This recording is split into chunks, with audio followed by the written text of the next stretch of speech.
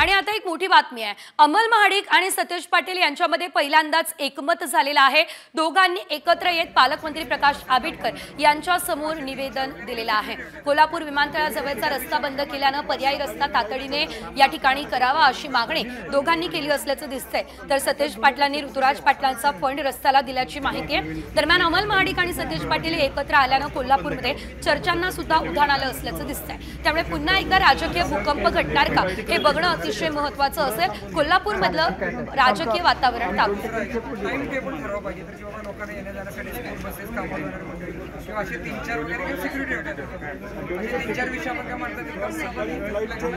त्यामुळे आता कोल्हापूरच्या राजकारणामध्ये नेमकं काय घडतंय बघणं अतिशय महत्त्वाचं असणार आहे। पाटील आणि महाडिक जर एकत्र आले तर राजकीय भूकंप कोल्हापूरमध्ये पुन्हा एकदा आपल्याला बघायला मिळणार आहे। मात्र खरंच तसं घडणार का हे देखील पाहणं अतिशय महत्त्वाचं असणार आहे। दोघांमध्ये एकत्र चर्चा सुद्धा झाली असल्याचं आपण पाहू शकतोय।